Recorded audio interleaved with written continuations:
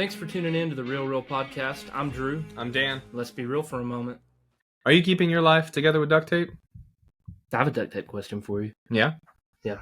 So the contractor that fixed your fence back here, Yeah. In your backyard, whenever we had that windstorm and the limb fell on it, what if he fixed it with duct tape? I probably wouldn't have paid him. That's not good to fix. My insurance company definitely wouldn't have paid for that. I would have saved. It wasn't that big of a section of a fence. If that's all the supplies I paid for, I would have saved a fortune. So you wouldn't have paid him? I wouldn't have paid him. I got you. The duct tape that I'm talking about is vices or temporary fixes that you're using on your life. I use them. You use them. Drew uses them. The duct tape, although is never mentioned in your user manual, you're not meant to have these temporary fixes. Although they can get you through problems in your life, that's not how it was intended. Like duct tape was made for ammunition packaging. That's right. During World War II. And a lady that made the packaging came up with the idea because they used paper tape and then they dipped the packaging in wax to waterproof it. But in the heat of battle, they were having trouble getting the packaging open. So she came up with an idea for a very strong cloth tape with a rubber outside that would be waterproof that they could use for that. And she took it to the people she was working for, and they were like, "No, we're not going to make that." So she wrote a letter to like the president or Congress or something like that. Someone in the government. She wrote a letter to someone in the government, and they loved the idea, so they got Johnson & Johnson to make it because Johnson & Johnson was making good adhesives at the time. But that's what it was made for. But it got used a lot for temporary fixes like Jeep fenders and boots and anything else. Airplane. Yeah. Repairs. History lesson with Drew. Yeah. Anything else that would work.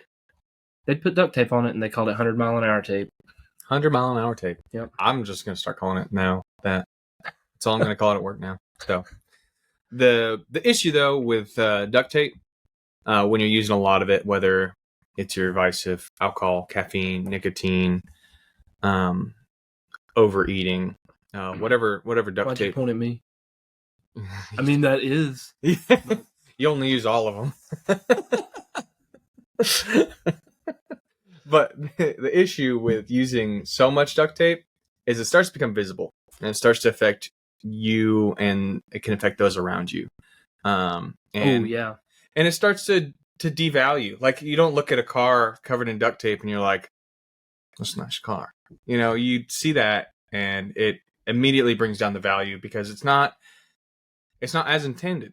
That's not how the car came out of the factory. It's got duct tape all over it. And sure, that's going to get you pretty far or far enough. But eventually that bumper is going to fall off. That glass is going to crack again. Yeah, it's not going to last forever. It's not going to last forever. It's not how it was intended. The more visible duct tape there is on something, like take a car, for example. If you were going to look at a car from a private seller, they had these beautiful pictures of the car online after it had been waxed about 3 years ago before it went through the front end collision that are not in the pictures. So you get there and the front bumper is the wrong color and they have it duct taped on. Yeah. Would you still pay the same price for the car? No. Would you still pay the same price for the car? I don't think anybody would. I know. I'd have some questions. So with the visible duct tape, especially a high amount of it, it really subtracts from the value of the item that is being duct taped, including you. If you're putting yourself together with just vices, it's going to decrease the value that you bring to the world, the value of you. That should be important to you. Yeah. It's profound and a convicting statement for me. Yeah, it really is. And you're just kicking the can down the road. You're just waiting until a critical failure when your vices or your duct tape doesn't hold you together and you fall apart and you crash and burn. And you can't keep using your vices to just keep you numb until the problem goes away or until you're sober or however you want to use this in the metaphor. But you can only get so far and you can only stay numb for so long before something is going to fall apart again. And it's going to create a bigger issue. Yeah, and we have attachments that we add to our life too. A lot of people will attach things with duct tape.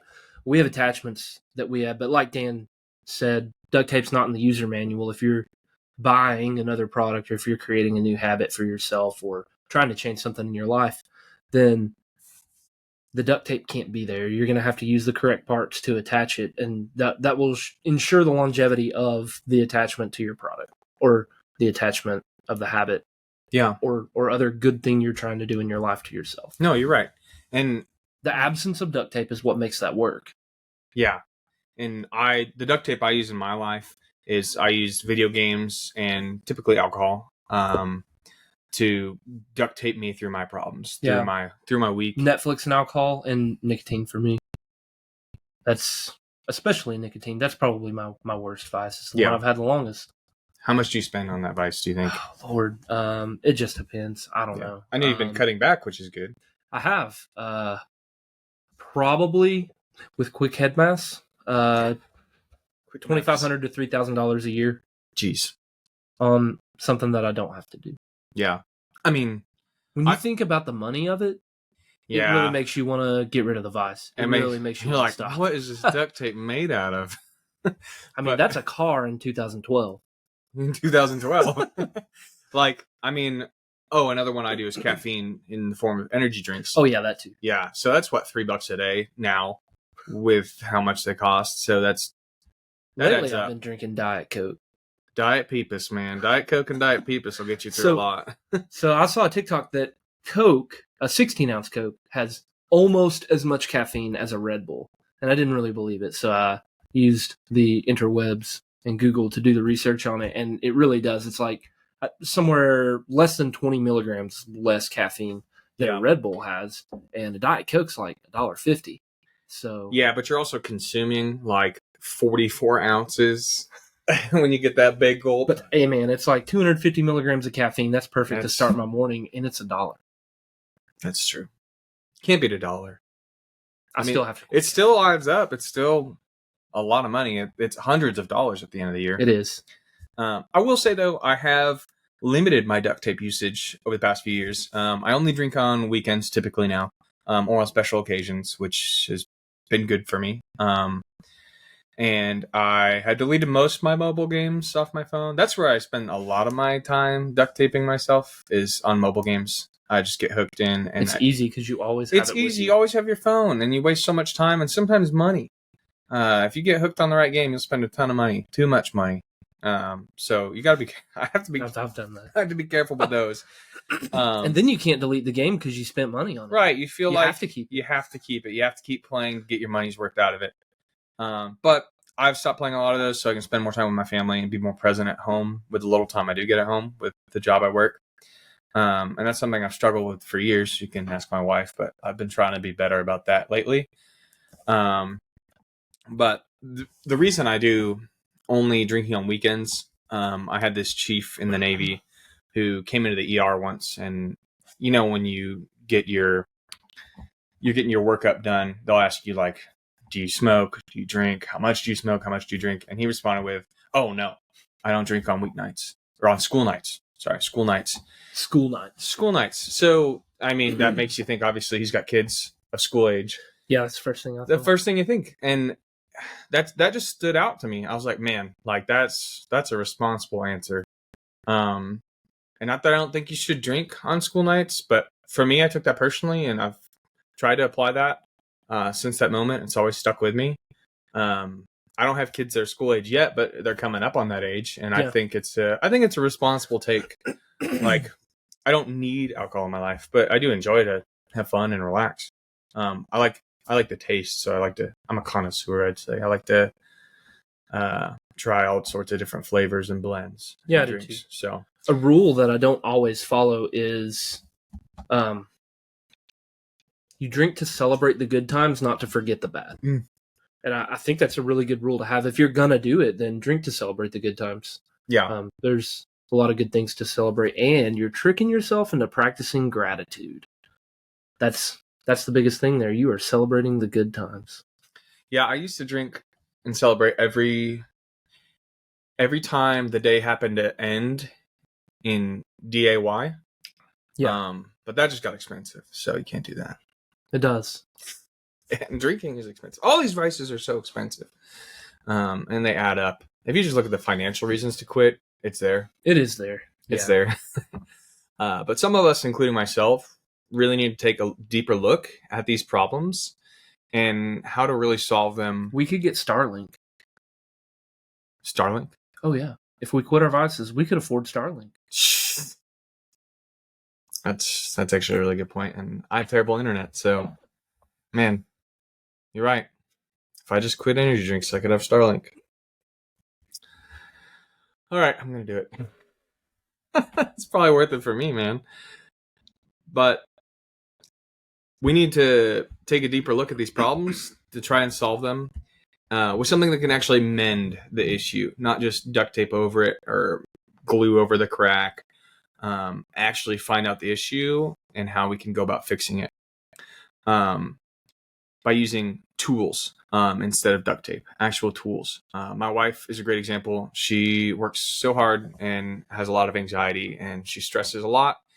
And her tool is working out, which I'm really jealous of because I hate working out. But to her, it's relaxing and it's a big stress relief.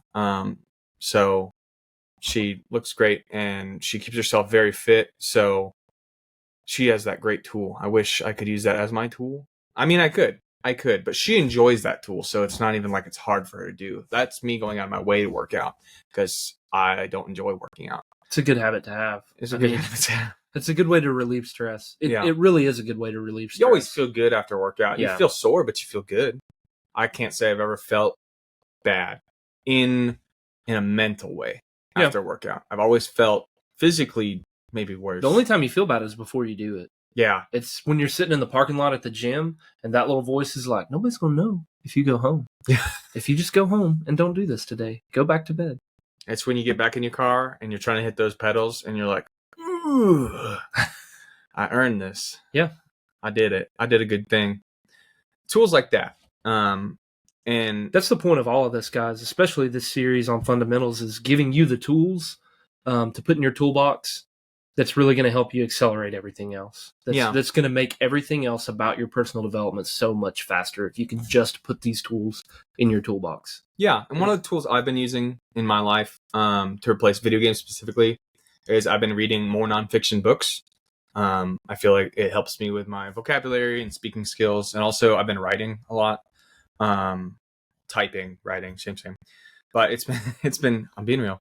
It's just helped me I don't know, elevate myself, I'd say, rather than spending hours playing video games. Even though Starfield's out and that's a struggle, it's really helped me. And I feel better about what I've accomplished in my evenings when I do that. Or actually, I've been trying to work it into my mornings, reading some. So that's been very helpful. I feel like I start my day off from a high point when I'm able to get some reading into the morning. So I've been trying to do that too. I read in the evening, and I read fiction and nonfiction. I like both. I love probably fiction more. I read nonfiction to learn something, but fiction, just diving into the story, it's a lot different than watching a movie on it. For those of you that read, you know what I'm talking about. I do like to read. I usually do it the last hour of the day, and it's a good way to wind down. I have a good challenge for you. If you struggle with insomnia, read a book the last hour of the day and try to stay awake. Oh yeah, that's a good one. It's tough. Or worst case scenario, you get really into the book and then you're staying up late for a good-ish reason, I guess. Yeah. Some tools that I like to use that I can personally vouch for, Drew can. Some that we kind of go hand in hand with the habits we mentioned in our last episode. Hiking, getting out into nature. Those are two big ones for me. That is for me too. I love going backpacking.